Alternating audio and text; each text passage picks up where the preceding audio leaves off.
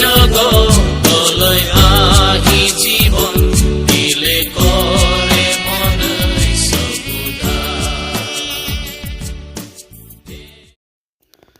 ত্ৰাণকৰ্তা প্ৰভু যীশু খ্ৰীষ্টৰ মধুৰ নামত আপোনাক অভিনন্দন।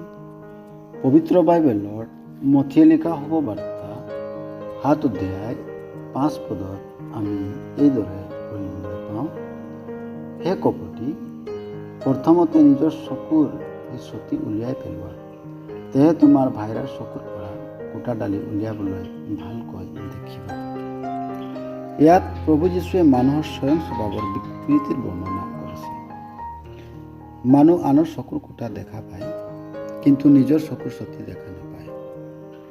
ইয়াত প্ৰভুৱে যি ক'লে তাৰ অৰ্থ হৈছে মানুহে নিজৰ ভয়ানক পাপ ও অপৰাধক ভূক্ষেপ নকৰে, কিন্তু আনৰ সৰু সুৰা দুখত ভয়ানক প্ৰতিক্ৰিয়াৰ প্ৰকাশ কৰে আৰু সুদবিচাৰ কৰিবলৈ সুদবিচাৰৰ আসনৰ আগত থিয় হয়।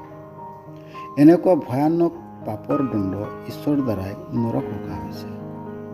ঈশ্বৰৰ ক্ৰোধৰ পৰা, পাপৰ প্ৰভাৱৰ পৰা আৰু তাৰ দণ্ডৰ পৰা মানুহক বচাবলৈ প্ৰভু যীশু খ্ৰীষ্ট ক্ৰুচত বলিদান হয়। তেওঁ নিৰ্দোষ ও নিষ্কলংক হোৱা হেতুকে আমাৰ বাবে প্ৰায়শ্চিত্ত ৰূপ হ'ল, যি বিশ্বাস কৰাৰ দ্বাৰাই কাৰ্যত পৰিণত হয়। অৰ্থাৎ যিকোনোৱে প্ৰভু যীশুৰ মৃত্যু ও পুনৰুত্থানক বিশ্বাস কৰে, তেওঁৰ বাবে প্ৰভু যীশু প্ৰায়শ্চিত্ত ৰূপ হয়।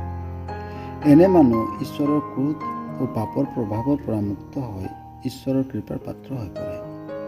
প্ৰভু যীশুক বিশ্বাস কৰাৰ দ্বাৰাই ঈশ্বৰৰ কৃপা ও অনুগ্ৰহৰ পাত্ৰ হ'বলৈ ঈশ্বৰে আপোনাক সহায় কৰক। ধন্যবাদ।